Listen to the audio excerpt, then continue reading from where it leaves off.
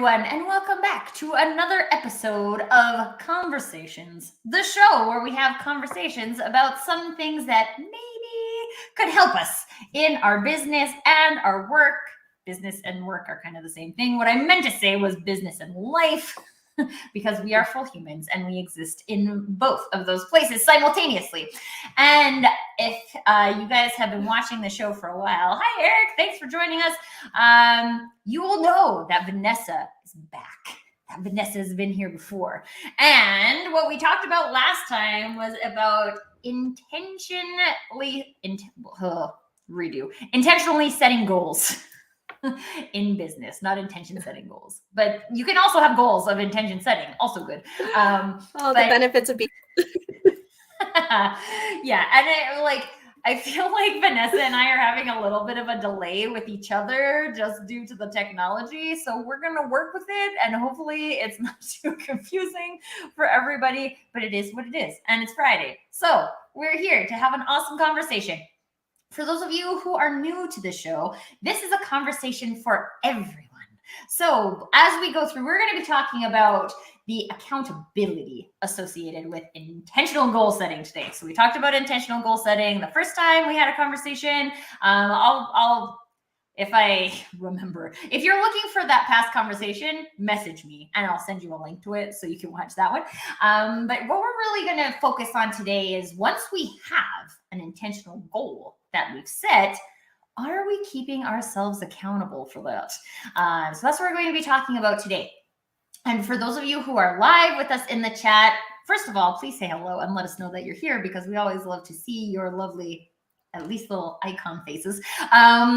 But get into the conversation as well. So we'd love to know, what are some of the things that you've experienced when it comes to intentional goal setting? What are some of the things that you have observed about people setting goals and then kind of just letting them float away? Some things that you do that help you stay intentional and help you stay accountable. These are the types of things that we would love for you to share with us today. And of course, any questions that you have that come up throughout the conversation today. So before we get into it, Vanessa, I know you've done your intro once before on the show, but for those of the folks who don't know you yet, who are you and what are you all about? Oh, that's a very loaded question. My name is Vanessa Khan. I am the founder and president of my company called VK Inc. I offer consulting in the IT and digital transformation implementation space, as well as coaching and business development advisory services for consultants, clients who are experiencing a career transition, and small businesses that are interested in growing and diversifying their portfolio. So Vanessa does all of the things, which is why it's really important for her to be intentional about things and hold yourself accountable. Would you say that that's true, Vanessa? Oh, 100%. As a coach, definitely good at holding my clients accountable. And I also have a coach that holds me accountable. So there's like a nice little chain of command here. I'm really happy that Tracy and I were able to connect and actually talk about our quarterly being the first quarter. I know how difficult it is. We're all excited at the beginning of 2023 or any year really when we start setting our intentions and putting our goals out there. Around the first quarter, we really start to feel a bit defeated or like, hey, was I overreaching? Did I do something wrong? Or who knows, maybe like after the fog of New Year's, a week in, you were just like, I was just way too ambitious. Like, I don't know what to do. But I think one of the things that Tracy and I had chatted about right at the beginning of 2023 was talking about more intentions, less about thinking about your specific, hey, maybe I want to go to the gym more, maybe I want to work out more. And what that translates to in terms of intentions is maybe I want to embrace a more of an active lifestyle. So instead of going to the gym like 3 or 4 times a week, it could be a walk out in the sunshine. It could be walking your dog. It could be 20 minutes to do a workout here. It could be running around your house there. It's about embracing that active, healthy lifestyle. And then it talked about more around how do we take the goals that we set and putting our lifestyle around those goals too. I do specialize mostly in the business sense. But that being said, because of the way that I run my corporation and the way that I am, as Tracy's all about personal brand, chances are if you connect with me, we're going to talk about business in some way, shape, or form, because that's just who I am. Like, that's just my nature. Not that I'm trying to sell you stuff, but more so from the fact that I just deeply enjoy helping and serving people. And you're probably going to get insights regardless. So you can look forward to some of those insights, because also, if you're not new to the show, there's always some kind of personal branding insight that you get because I can't control myself. This is, you might be like, where are you guys going with this? But when it comes to intentional goal setting, there is a lot that goes into that is based in who you are, right? Like who I am as a person. What are my goals? Because let's kick off the conversation here today, Vanessa, because there's a lot of goals that we get sold. And this happens on like a personal front as well as a business front, right? Like we read a business book and it's like, these are the KPIs that you should track to be the most successful business ever. And so I start tracking those KPIs, but I don't do any of the other things the book says. So I miss the point. And it's very similar. You know, you used a physical fitness example. It's a good example because lots of people have goals in this arena. And when we think about like, why might we start going to the gym? Mostly it's because someone else told us that I should weigh less, or I should be skinnier, or I should look buffer or something. But it's not usually because we've decided we want that, because here's the reason why for us. So when it comes to, I knew I said I was going to start here, but now I've changed my mind at the starting point. Let's talk about like getting 3 months in. We're 3 months into this year. Let's talk about goals we haven't reached. How can we start to dig into why we didn't potentially reach a goal? It could have been that a goal was overachieving, or also overly specific. So again, when we go to your fitness example of I want to go to the gym 4 times a week, if you lose a day, it's just you get defeated. Why did I even do this? Why did I even try? I think the best way to set intentional goals is to really look at it as an umbrella. You have a big umbrella, and then you can say, for example, I would like to network more. So what does that look like if you have an umbrella that says, I would like to network more? What does your handle and your stem look like that connects you to this umbrella? So for me, for example, when I said I wanted to network more, I said, okay, well, maybe I'm going to do more conservative estimates. I'm going to do 2 to 3 networking events or coffee calls within the month. And this is very quite attainable for myself. However, if I do miss a month, I don't necessarily beat myself up over it. It's just the ebbs and flows. We all go through rhythms and cycles. Our mental states go through rhythm and cycles too. The challenge is we do have to be kind to ourselves and allow ourselves for that. So instead of a monthly goal or a weekly goal, perhaps you're more of a yearly goal, right? Maybe you're more of an annual person to say, I'm going to do 20 networking things. Well, what does that look like, right? And then you can map out, maybe I will do 2 in January, or 1 in February, or 3 in March, or I'm going to go hard during Stampede. And it really just depends how this fits into your umbrella. So let's use your umbrella as more of a guide and less of a specific, I'm going to sit here with a chopstick and poke at raindrops. And this is how I'm going to attain my goal. I really like that visualization of trying to pop raindrops with chopstick, because you get all the metaphors with me. I love that one. I love anything I can see in my brain. I think this is a really important point, because one of the things I was thinking about here is that and I've even done this myself. I'm sure actually most people have, is set a goal that you end up not reaching, and you're kind of just like, meh. So I remember when I did my personal branding bonanza, and I was like, I'm gonna sell 250 tickets, right? Like that's what I was gonna sell, and I sold 147 tickets or something, and I was like, meh, that's good. And what I learned in that is that number, that 250, was actually really meaningless to me. So I I could achieve it or I could not achieve it, and it didn't really matter. And I think that that's an important thing to look at as well when we, especially in the scenarios where we don't meet a goal and we're just like, meh. I've also worked for companies where we'll like set a quarterly goal and then we get to the like 2 months into the quarter and we're like, oh, that goal was kind of ambitious, right? Let's just change the goal and then we'll give ourselves a high five for like meeting the new goal. And I was like, I feel like there is something to learn from a missed goal, right? Like it's not that we should punish ourselves for being overly ambitious, because especially people who are ambitious probably will do that at points in your journey. But it's also looking at like, well, why did I think that was possible, right? Like, is there some construct that I had then that I don't have now that makes me just feel like, oh, okay, that was never really possible? Or was there something I didn't see then that I see now that I should have saw then because it was available to me, so that I don't continually make a mistake of being overly ambitious with my goals and I can actually set goals that are attainable.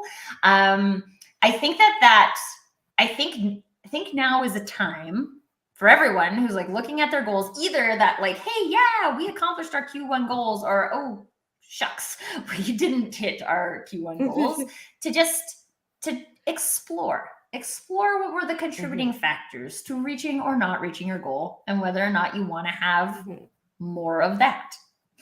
Yeah.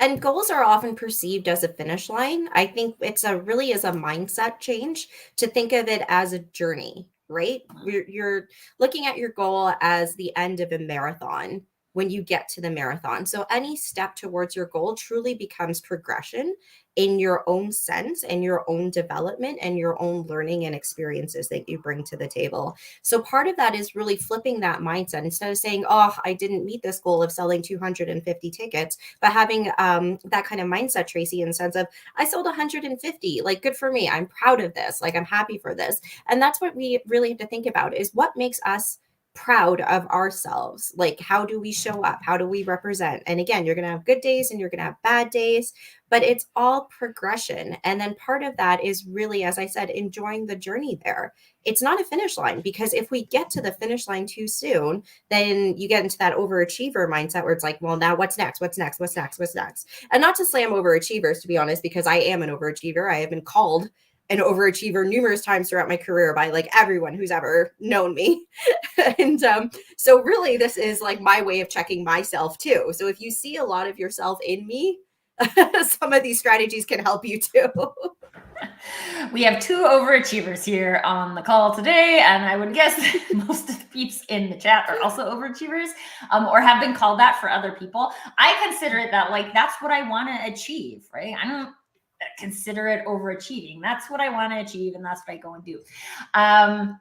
So let's tie this back to our focus today, which is the accountability piece, right? So if we're going to go to all the work of setting intentional business goals, and intentional being they are associated with taking us where we want to go. So again, not all humans and not all businesses are going the exact same place. And the intentional business goals or intentional personal goals are about taking you where you want to go. What are some ways that we can hold ourselves accountable to those goals that we set, Vanessa? That is a good question. It could be something as small as journaling, even to say, I've done this and this works toward this. And then you might feel good about it. I think a lot of it is reflection based as well, to kind of really consider what the efforts you put into it. And that's why I love like last time we chatted, I talked about that book Mindset that I was reading. I've since finished. I zoomed through it really quickly. It's fantastic. So it is really about praising the effort and the hard work that you put in and acknowledging that effort and hard work. And then you start to come to that moment where you're like, I am proud of myself for doing this. I am proud of myself for working towards this. And then it flips towards more of a healthier type of mentality. So for example, if you say, when we're looking at business goals, if you say you want a higher rate or you want a higher salary, one of the things that you can do for yourself is really putting in the research and understanding what your market value is, what the demand is. All of this stuff is very easy and accessible on Google. You can even go on Glassdoor. You can look at reviews on salaries, like what people are making in the industry. And you can also look at your role in a specific way. So a lot of job roles and titles, when they're written, the descriptions, they talk about what you will be doing. But I like to focus and really ask people, what else do they bring to the table? Like, not just how do you maintain the status quo, but what else can you bring that's going to influence culture, that might influence sales, that might like promote your own brand too. And Tracy, you really hit a good point in terms of saying like, not all of us become our uh, put our identities in our employers, right? Because ultimately we all have different missions and different values. Sometimes they align, sometimes they don't. One of the things that I've learned as well too is that if your values and your mission, who you are to your core authentically, does not line up with the work that you're doing, you're probably not going to be doing that work for a very long time. And I think it's okay to come to yourself and be honest with that through a series of reflection. You can think about what it is you enjoy about the job, what it is that you dislike, or the culture, what have you. And then you can go out and see if there's another opportunity that does align with your authentic self. I think part of the shift that we're seeing, and we have seen over the years, especially with our generation, has been we want to do meaningful work, and we want to do purposeful work, and we want to make an impact. And I see this being reflected in younger generations too. And I don't think this is an ideal that's necessarily going away. But I do know with my parents and the parents before them, that generation was, you get in, you get a job that's stable, you have job security, you're able to like feed your family, you're able to like go up the corporate ladder if that's what you want. But things are changing. Maybe somebody says, I don't want to climb your ladder. Maybe my rung is bright pink and it's not this metal thing. Like maybe I'm going to go off and do this.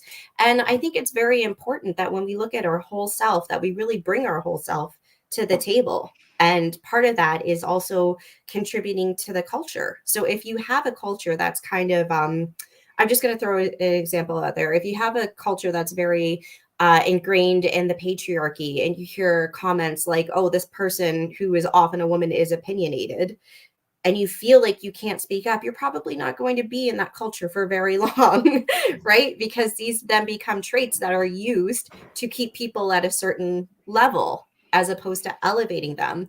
And we find, especially with the generations now, is just like, we just won't tolerate that.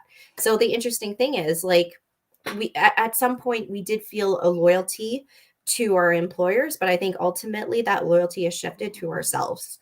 And when we talk about intentional business goals, it's not necessarily to your employer, it's focused on yourself. Are you being paid what you want to be paid? Are you doing the valuable work that you want to do? Are you doing purposeful, meaningful work that reaches out to you and speaks to you? How do you fulfill all of your cups? And it might not be all, but it's probably better than having none right now. Well, and I think I like how you framed it as cups, right? Because a single activity will likely never fill one cup, right? So, like your work, or what I meant to say, my brain doesn't work today. One activity might not fill all of your cups. It might fill one cup. It might fill no cups, but it likely will not fill all of your cups. And that's, I think, this is really relevant to me in a conversation about it, being accountable with your intentions. Because if you know that, I was going to use this example because celebrate, it's National Introverts Week or International Introverts Week, something about the introverts we're celebrating this week, which a whole bunch of emails told me. But if you're an introvert, you probably have a specific experiences that give you energy, usually not in front of a whole bunch of people. Maybe for work, you have to be in front of a whole bunch of people, right? So it's not that activity will necessarily fill all of your cups. But as an individual human, Vanessa is talking about a whole person, right? Like we are one whole person. How accountable are we holding ourselves to creating that intention in as many parts of our life as possible? All of us are interacting with other people, right? Like we are humans, we're interacting with other people at work, we're interacting with other people at home, we're interacting with other people in our family, we're interacting with other people in our neighborhoods, our communities, our schools, right? Like we can't most of us can't avoid interacting with another human, which means there's a human relationship complexity that gets added to every activity. Although, if we don't have the intention to have these things for ourselves or to create space for these things for ourselves, and we leave it just for other people, we leave it for our work environment to be responsible for it, or we leave it for our spouse to be responsible for it, then we're not owning that. We're not being accountable to ourselves and our intention. And so I like that you brought that up, because what are we? I would love to hear from the people in the audience. Eric is sharing that journaling is useful to see how far you've come. I totally agree. What are some of the ways that you fill your cups? And are those things available in all parts of your life? I always love the activity of looking at this way and then being like, oh, how could that be available in my work life, especially if you're looking to transition, right? Because these are the types of things that you can look for in a new work environment. But it's mostly important too to look at what are the things. This was my intention, right? Let me just go on a tangent on intentions for a minute, because sometimes we set intentions and we realize that wasn't the right intention, that intention doesn't feel aligned. And when we talk about intention accountability, I don't just want people to always be like, I set this intention, now I need to hold myself accountable to this intention long term, even if I know that it's not right for me. No, that's not where we're going with this. The point is for you to practice being intentional and then hold yourself accountable towards that intention, for us to be able to say, I did that, or I didn't do that. Why didn't I do that? Could I have done that? What's stopping me from doing that? And just in getting into that creative, I think it's creative problem solving. That's what I was going to say. But even if it's just like exploration mode and curiosity of saying like, hey, what is contributing here? And maybe a whole bunch of tasks that I was doing, this is equally relevant on a business front, folks. Maybe a whole bunch of these tasks that I was doing aren't actually driving my intention. So perhaps those are not things I should continue doing for another quarter. And that's actually what you summed up is actually called design thinking. So you go out and you set an intention, and then you're curious, and then it's like you operate with a hypothesis, and you try to see if there's a reality in that hypothesis. And if there isn't, then there's an importance around pivoting and saying, okay, is there another way that I can achieve this? Or maybe I just don't want to achieve this altogether. And I think part of it is also recognizing the strength that it takes to pivot, because when we do think about something and we have our heart set about something, many of us are very stubborn and we'll just go and beat our heads against a wall trying to get there no matter what. And then that's when we encounter something called a gravity problem.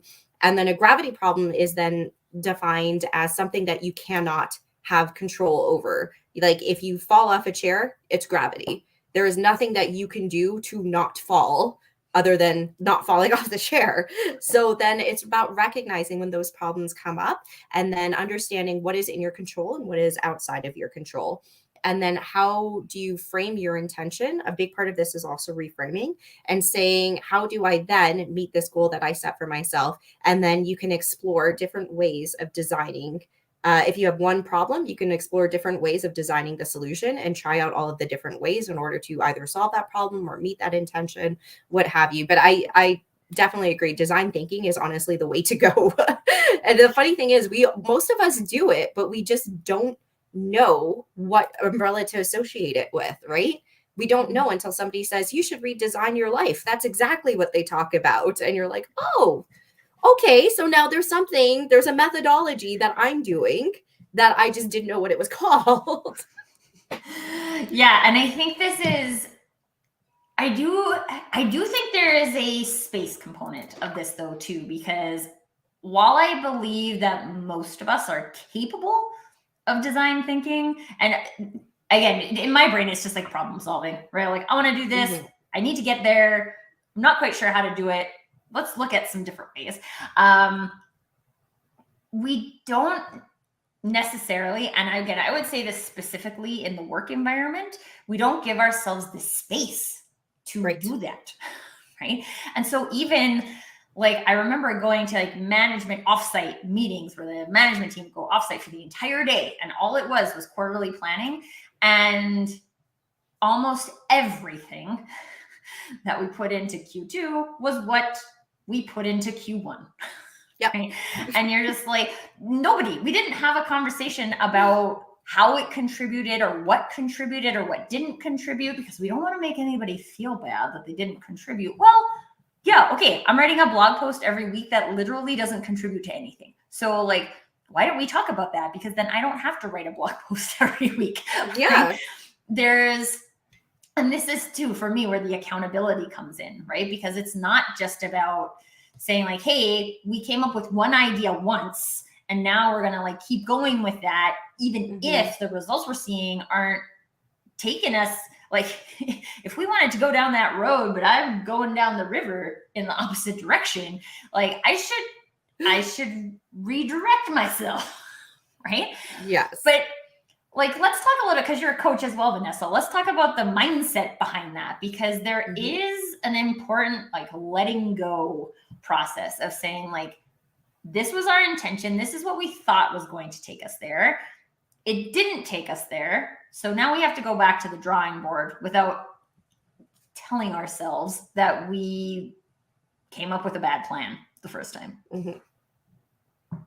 I think, again, part of it is being able to be flexible and pivot in your strategies. So as long as you do have that vision, that very broad vision kind of identified, then it's about how do I go up and meet this vision? And we start with strategy 1. If strategy 1 doesn't work, we go to strategy 2. Strategy 2 doesn't work, we go to strategy 3. There's one of the things that I've learned being in the IT industry, especially for project implementations. It's like, what's plan A? What's plan B? What's plan C? What's plan D? What's plan E? And then you go all the way down the list, and then eventually you'll hit the numbers, right? What's plan 1? What's plan 2?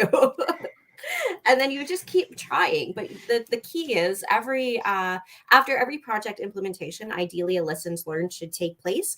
And then that's where you apply those lessons moving forward. So for example, if you're on one project that decided we're not going to do any requirement solicitation, we're just going to implement a technology, which is bad, by the way. You want to know what your users need and the business problems you are solving. To all organizations out there that are listening, listen to your business analysts. We need requirements because we need to understand why we're doing this.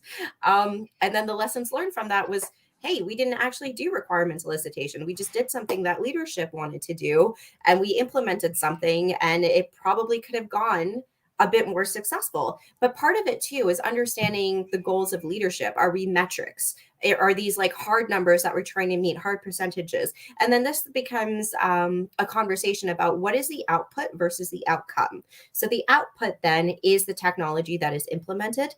The outcome should be the partnership between the business unit and IT in terms of support and sustainability and moving forward. If you've met the output but not the actual outcome, I would challenge if it was a successful implementation. So same thing, if we put the strategies in play for clients and coaching, if we have achieved the strategy, but it's not the outcome, the goal and the vision that you had set in terms of getting there or even working towards it, then at some point, part of it is a failure, because there should have been an opportunity to pivot and embrace a different methodology and move forward in that direction.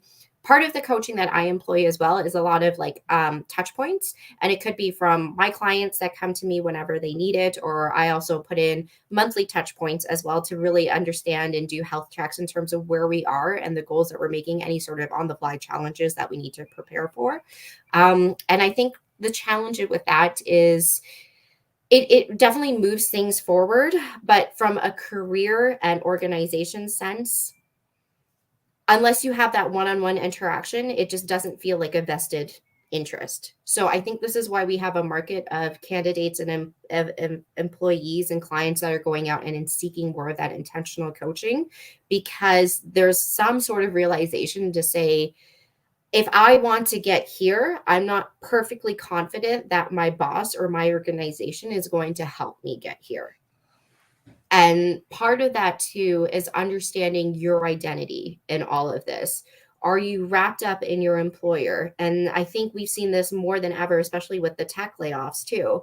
They've become very wrapped up in their identity with tech startups. And then when they were let go, it's just, I used to do this for this person. What do I do now? So part of that mindset shift as well is understanding perhaps this is an opportunity to do what you truly want to do, or perhaps this is an opportunity to continue to do what you want to do, but that company might not have been right for you. And it doesn't reflect on you or your journey or your path. But let me tell you something. The layoff community is a fantastic community to belong to. I belong to it too. I was laid off once upon a time in 2015 during the oil and gas recession. And what got me was the community of individuals who we were and who we are and bonded through that. I challenge anyone to find anyone in Calgary who hasn't been laid off, to be honest. Oil and gas. What are you going to do? Yeah. I think so. You touched on and you breezed over it. So I'm going to bring back a focus to this because I think this is a huge piece for people in the intention accountability arena, Vanessa, is the question, why are we doing this? Mm-hmm. Or if it's from a personal goal perspective, why am I doing this? And I think a lot of times we answer those questions very surface level, right? Mm-hmm. We're doing this. I remember having a conversation with someone once who was trying to recruit speakers for this summit that they were hosting. And we had this really great conversation. Yeah, I think that a lot of these people could benefit from this concept of personal branding. How many people do you have on your email list? And I'm like, I don't know, like 97. I don't do an email list. And she was like, oh, sorry, I can't have any speakers who have less than 5,000 people on their mailing list. And I was like, can I ask you a question about that? And she was like, sure. I'm like, why? Why do you decide that?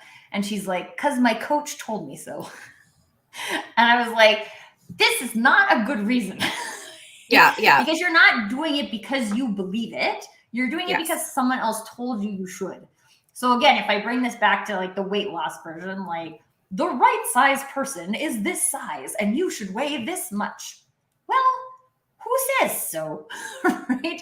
And like every single person has different types of body percentages with different muscle mass and all of these things. And we simplify it down to like these really what we think are simple things, right? Like I'm just going to set a number goal for my bonanza, right? Like, because that's what I should do. I should create a number of tickets I'm going to sell. And then like what happened to me? I get to the end and I'm like, meh. I didn't reach that goal. That's fine. Because my actual goal, my why are we doing this for that event was to give more people space to live into their personal brand.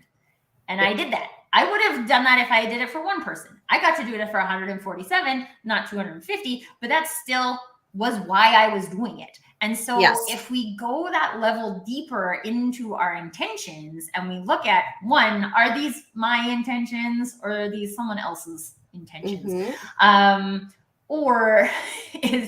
then on top of that, what is the actual intention? Is it in the intention to serve in a specific way? Is the intention to make a new, like from the software arena, to make something easier for the customers within a quarter? Is it to make something easier for your sales team or your marketing team? Or like, why are we doing 4 blog posts a month? Why? Because someone told me to do 4 blog posts a month, but that's not a good reason. So there's a like deeper dive that can happen on the intention setting front in order for us to even feel like we need to hold ourselves accountable. And don't get caught up into the whole quantity versus quality. Oh, we have a comment here. Excellent. Yes, I really love this because Jim, he's talking about the why are we doing this? And he said, one of the most excellent reflective questions. Also the easiest way to win the most annoying colleague award. But I persist in asking of others and myself. And I think this is an important point though too, Jim, because a lot of people don't want to be the most annoying colleague. Right? So if these types of questions get us to the most annoying colleague award, then some people will just opt out of doing that. But I would say, like, in your work, in your personal life, in the time that you're investing into things, if you stop and you look at, why am I doing this? And you don't have a good reason, then it's probably worth a conversation. Yeah. And there's a difference between busy and being productive. Mhm. If you're in back-to-back meetings from 8 to 5, but you're not being productive, there really is like an emptiness there. Like, how are you fulfilled? Like, what did you do today? What did you accomplish? And again, it goes back to the quantity versus quality. I wouldn't necessarily look at numbers. The way that I know to connect with somebody is if they say, I would love to have a virtual coffee. I want to learn more about business. I want to hear more about our insights. Let's actually work towards an authentic connection. These are the people that I enjoy and I bring and I invite into my life. I'm not here on LinkedIn or Instagram to just gather numbers and names and faces. Like, that's not the game that I play. Like, that's not authentic to me. If that's what you want, then you can go and follow some influencer or what have you. I'm not trying to reach that realm. I offer quality, and this is something that I tend to go towards. And to your point, Tracy, I have seen those numbers where somebody has been like, oh, we want to get a speaker that's well established in this industry and well established in this industry. And you're just like, okay, well, that's great. Then as I reviewed some of the speaker content, I was like, these are just really fluffy. One of them was just like, tell me how you felt about COVID. We want to tell you that you are valid in how you feel. And I'm just like, I don't need somebody to tell me that. I want to be the person to bring strategies to say, how do we get women back into the workforce? How do we get women back into their careers? Because ultimately there was this perception that was like, if women have to leave their careers to take care of their family, it's a choice that they make. The reality is it's the only choice they had.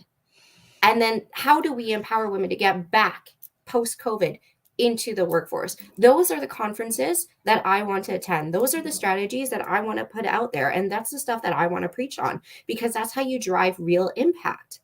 If you want to talk about how you feel, that's great. By all means, there's a space, there's a time. Everyone needs to vent. Everyone needs to feel validated. But what is going to be this deciding factor between I'm going to complain versus I'm going to take action? And I want to be part of the group and surround myself with the people that want to take action. And I already know that right off the bat. That's why I'm very specific about who I connect with. Well, and I think there is a underlying intention there as well, right? Like, this is a problem that Vanessa cares about solving. And therefore, I want to be surrounded by people who are talking about these things, who are solving these problems, who are at least ideating in the arena, right? And there might be somebody who really is feeling like their experience hasn't been validated, who needs that other space, right? And that is fine. That's why, I feel like in this digital world, we got 8 billion people on this planet at this point, right? Like, our intentions are not always going to align with each other. Exactly. But if we are unclear as to what our intentions are, then we're going to get mixed up in a whole bunch of things, because you could be invited to a lot of things. I think I get invited to 5 LinkedIn events a day. Right. And I go to some, and I RSVP for some, and then don't go to some. And then the ones that I attend are ones that are I put them in my calendar because they are in alignment with my intention.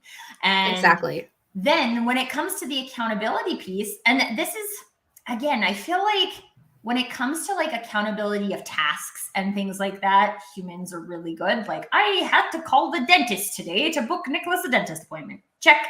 I did that. Actually, I did that yesterday. But we're good at that kind of accountability. But when it comes to aligning ourselves with our intentions and then holding ourselves accountable for it, there's I don't know if it's just that most people aren't practicing it, so there's actually not that space where you can go. P.S. You guys found it; it's right here. But that a place where you can go to say, my intention is to bring more people access to their personal brands. I had a call with a guy earlier who runs a high performance school for kids who are 6 to 12 to support high performers. And I was like, oh, wouldn't it be cool if there was a module in that was about personal branding? And he was like, oh my God, that would be amazing. I didn't know that that's what was going to happen today, but I can look back at that and say yeah, that's in alignment with my intention of driving more personal brands in the world. And when you can look at those things, those activities that you did, and say, like, this is my, call it intention, call it goal, call it purpose, you choose what feels right to you, my passion, right? Like, this is my intention, is literally to create more people who own their personal brand in the world. There's a million different ways that that might be available. And so if I spend my time creating a space where people can feel that, if I spend my time ideating on how that might be possible, that's a contribution to the intention. And so I think it's just like kind of, and it's not, I want to explore this further with you, Vanessa, because it's not that it's not a task, right? Like, I had a call. Technically, a call is a task. Although coming into that call, the intention was for a completely different thing related to Nicholas, not me. But like, when you have that clarity of purpose, you have the potential to have those types of interactions wherever. So is there anything that you have seen work in terms of that balancing, like hard tasks versus those tasks that are actually taking us where you want to go? Anytime we're interacting with individuals, just bring your authentic self. It's going to spawn off into other things. It will. It's human nature. To your point, unless you're checking off a list, way I did it too. Get out this Word document, get out the slide deck, make dinner, like all of these things. And if you're going out and you're interacting with somebody, the best branding that we have is what we talk about, what we do, right? This is how our passion comes across. This is how we articulate what it is. And this is how we connect with people. So enjoy those organic conversations and see where they go. Or I also give someone the space to say, hey, Vanessa, you talk about business too much. Like, let's talk about basketball or something. And then you're like, okay, like, yeah, I get it. Then we'll do that. But it really just depends. So enjoy those interactions. And really, we've been locked away for like the past 2 years, right? I think all of us are just like needing people. I remember I think it was like in 2021, we put my dog back into doggy daycare. That's part of my husband knows it's really good friend that runs this fantastic doggy daycare that's in the Glenbrook area. It's not coming to my mind right now. She's probably going to kill me if she sees this. But her name is Jeanette. She's a fantastic woman. And she loves my dog Lucy. So I dropped Lucy off, and they have like just you drop your dog off, you can't come inside. I saw her outside and I was like, she's like, okay, I could take Lucy for you. And I'm like, real talk, I have not interacted with anybody in like the past year and a bit. So I'm going to like stop. It was like -15. We're going to stand out here and we're going to talk, because I don't know when I'm going to have this opportunity again. And she just like put her hand on my shoulder and she's like, I feel the same way. And we're just like, oh my God, is this the new way that we make friends now? We're shut inside. Now we can go be friends again. FYI, Vanessa and I became friends through LinkedIn, although since then we have met a couple of times in person, which is fun. Yeah. But I think I like where this is going, because I think this is an important perspective of the accountability conversation, is the people around you and the community that you have that can also, like, I have some wonderful people in my community that can hold me accountable to my intentions when I feel like I can't be accountable to those intentions. And I always think that having those people that see that thing in you in the moments where you can't see that thing are critical to being able to actually move through whatever emotional experience you're currently having, so you can get back to the awesomest version of you. So Vanessa, how do you see community playing into the accountability conversation? Oh, super large. Absolutely super large. This is why we have kind of like MBA type of forum groups where you all learn from each other and shared experiences. There's a lot of different mastermind groups that are happening, whether they're at the C-suite level, they're like CEO kind of masterminds. I've spun up like my own business analyst mastermind as well, women in leadership masterminds. I think these groups and building communities are super, super important, especially coming from a consultant type of background as well. I belong belong to a community of consultants, and we really do push each other in the best sense, and we really listen to each other's challenges, and we offer perspectives. Now, I think that these perspectives are really key in terms of building those connections too. It might feel like the problem that you're dealing with, the pain that you're feeling as well, might feel like it's a very isolated experience to you. I guarantee you, numerous people have been in that situation, have dealt with that situation. And then this is where we talk about what are the strategies moving forward? How did you deal with that? How did you deal with sexism in the workplace? How did you deal with being shut down at the table, even though you were invited to the table? How did you deal with being locked up in your house for 2 years and having to homeschool? What are the strategies that helped get you through this stuff? One of the things that I did recently, and it shocked me. I embrace like mindfulness. So I do like a meditative type of performance, whether it's 5 minutes or 2 minutes. And I will tell you, it took me a very long time to get into it because I just get very bored. Like very easily. Tracy can tell because like she's really good about keeping me on track to say, you touched on here, but you kind of spiraled over there, which she's going to call me out on right now. I know it. But I started doing this mindfulness activities, I think back in January, and I did like once a month or like once every 2 weeks, but then my mind kept wandering. And then this week I was just on a tangent where I did 4 days in a row, and I'm happy with that. I'm not putting pressure on myself to do a full week. I would like to. I'm not going to feel bad if I don't, but I'm just like so happy that I could calm my mind for 2 minutes. Like I don't know, Tracy, have you sat still and done nothing for 2 minutes? It is almost agonizing. And then you start to feel comfortable in it. And then this is the really, really great part of growth, when it's agonizing, but then you start to feel comfort in it. There you go. That's your lesson in growth.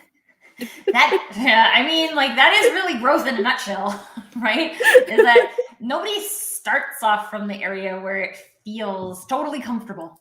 It would be like, I always think about this as if we were like learning to ride a bike, right? Like no one gets on a bike when they're a little kid and is like, I got this, and like never falls over, right? Although they may have the mindset of that they got this, but it's not because they're not going to fall over. It's because they've decided they're going to go and do it.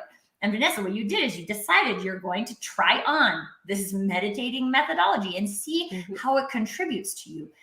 And one of the things I would say is that meditation works for some people. It doesn't work for all people, right? There's probably will be people who always feel bored, or like I actually invented what I like to call flow meditation. It was, I don't own by any means, but because I literally can't sit still for 5 minutes while I am meditating, it actually feels stressful. And so what I do is I like allow my body to move in whatever way my body is being called to move. And it's, I mean, I'm a dancer, right? So it's usually like dancing or stretchiness, but like it feels good. That's my version of that, right? So, and these are the types of things, right? Like it's also about like comparing that, like, sure, I had a goal of meditating more and I tried meditating, but this is what felt hard, or this was what felt good, and how can I optimize the good and minimize the painfulness? Because it's not about, it's like 5 a.m. club, right? Like for years, people were like 5 a.m. club and you'll never be a successful human unless you participate in 5 a.m. club. And like some people just should not wake up at 5 o'clock. I like my previous boss, she would sleep in and then she would work until like 11 o'clock at night, which is not something I can do, right? Like me after 9 o'clock at night, just gonzo, right? Like I'm not useful at all besides to sleep and maybe read. But that's it. Those are the only 2 things I can do after that hour. And so, but not everyone is like that. This is about like optimizing your life and your work for you based on, Sam is saying you should try Tai Chi. I was just going to say that. Yes, it sounds very much like Tai Chi, which is an exceptional practice. I love it. It's the flow of I have energy. a friend who teaches Tai Chi. So she's done it a couple of times in the Your Business Peeps community. And one of the things, because like I talk fast, I move fast, I make fast decisions. I just do fast. It's kind of my thing. But Tai Chi is about moving slow. Yes. Right. And it was really interesting because I've done it a couple of times, and it's like amazing the power I can feel and like going slow, which is why it's fun to try things, right? Like this is why I would now do Tai Chi, because I feel the power in going slow, and I don't know how to by nature go slow. So I need a Tai Chi teacher to make me go slow. But that's not a thing for all people, right?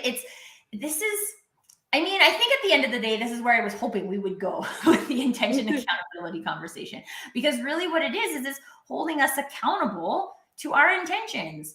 And if we say, well, my intention was to meditate more, but I did more meditating and I actually feel like it was detrimental to my mental health, which is weird, but like that's possible, right? And that doesn't mean that it was a bad intention, but if your goal is actually to find more mental peace, and what you did actually causes you more mental distress, then don't do more. It's not working. Yeah. Try yes. And hold ourselves accountable to whether or not it's reaching our intention. I think it's also holding yourself accountable to joy. If you get joy in Tai Chi, do it more. If you get joy in dance, do it more. Like part of being an adult is like, it's great because we're an adult, life is hard, but we make our own decisions and we earn our own living, and that's wonderful. But we stop having fun somewhere, or we almost like feel afraid to embrace joy again, or to like do something for ourselves or be at play. And I think part of it is like, what does play look like now that we're an adult? And unless you have like a child in your life that constantly imparts play on you, then you're really left wondering like, what is fun now? What is my version of fun?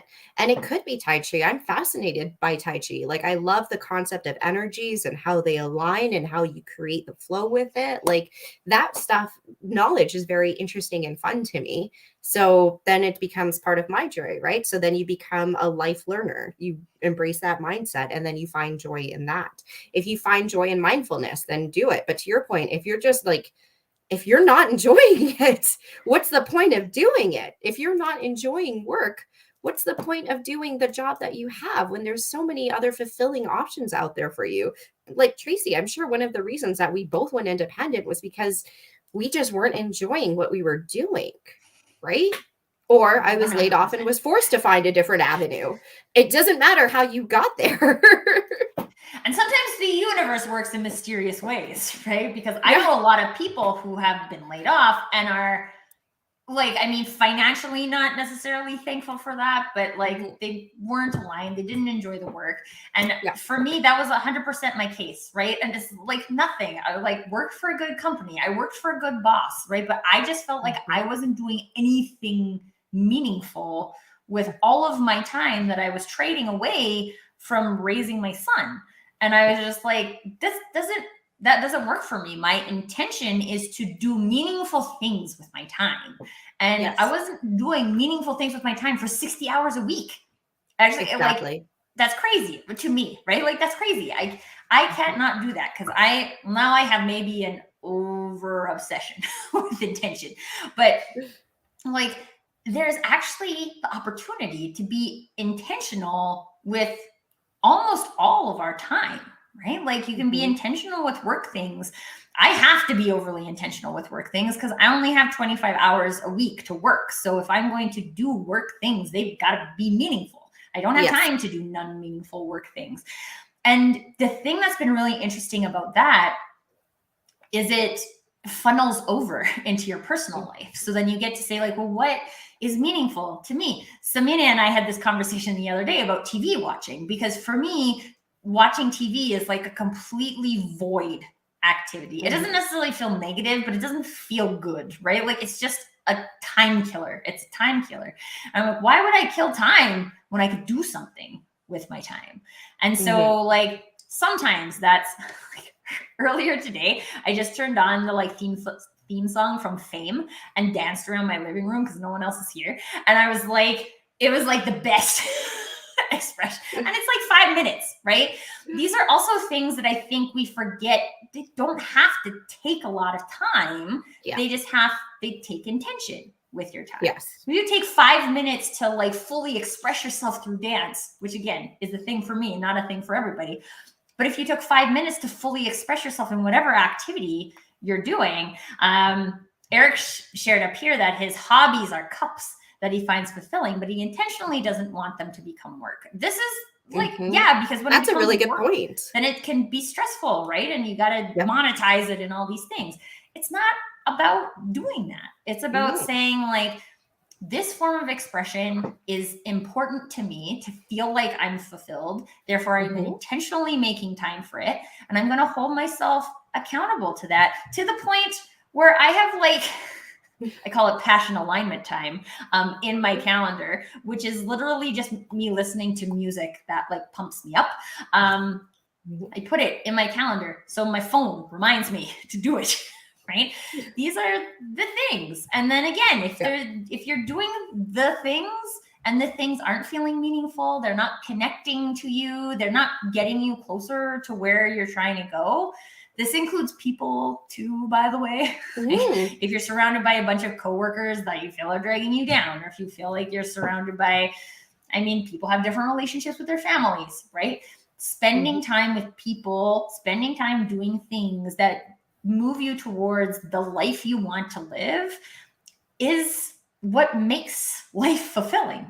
And if we're not going to hold ourselves accountable on that front, then like, who is? Yeah. And I like your joy blocks. And I like Eric's point as well, is just like, you find a lot of joy in dancing. We both find a lot of joy in karaoke. We're not trying to monetize that. Like, I'm not trying to go off and I can never monetize singer karaoke anymore. Not that good, but I have fun, and it feels like a way for me to express myself in a way that I actually don't feel like I have to be a professional singer, because if I had to live like the professional singer lifestyle, that actually sounds terrible to me. I wouldn't want to, but I like to sing. So that's what karaoke was invented for. Yes, exactly. Or to torture your friends with too. I'm fine with either one. or dual purpose. This is so awesome. So what we just wanted to give everyone an opportunity today is a reminder that we are a week away from being 1 quarter into 2023. And never is it too late to review what it is that you're doing and see whether or not it is moving you closer to or further from your intentional goals. So please take that as your takeaway for today. Look at what you're doing in your business. Look at what you're doing in your life. Is that taking me where I want to go? And if not, maybe hop in a conversation with someone and explore. What else could you try? There's a whole bunch of awesome peeps in the conversation today. So thank you, Eric and Sam and Mosh and Jim, for being part of the conversation today. These are peeps who are at least minimally interested in holding themselves accountable for their intentions. So connect with each other, connect with me, connect with Vanessa. We want, like, literally, my goal in life is for more people to own their personal brand. That doesn't happen without intention. It doesn't happen without accountability to those intentions. And so these are the types of conversations can create a space for you to come up with, okay, maybe what I'm doing is not working, but there's something else I can try. There's not only one way to do anything. I said to someone the other day, there are 8 billion ways to do any one thing, because every single person on this planet can see a different way to do it. So the more that you connect, the more that you have conversations, the more possibilities will present themselves to you. Vanessa, thank you so much again for your time. Where is the best place for people to find you if they would like to have a conversation with you? LinkedIn, please. That is wonderful. That is the platform that I am using, my platform of choice. I know many people are accessible via other social medias. I just don't have time. So LinkedIn is perfect for me. Again, authentic conversations. I'm very happy for them. Virtual coffees. This is kind of what builds communities. And I am so happy to connect. Thank you so much, Tracy, for having me and indulging these business insights, because we all, as you know, I just can't stop talking about it. Someone's got to give Vanessa an outlet to talk about it. It might as well be me. And thank you, everybody, for participating in the conversation. We will have another conversation next week, same time, same place. But what will we be talking about? You'll have to wait till Tuesday, because I don't remember off the top of my head. But come back, because it's always a fun conversation. Thank you, everyone. Thank you, Vanessa. And until next time, everybody, permission to do you. Bye.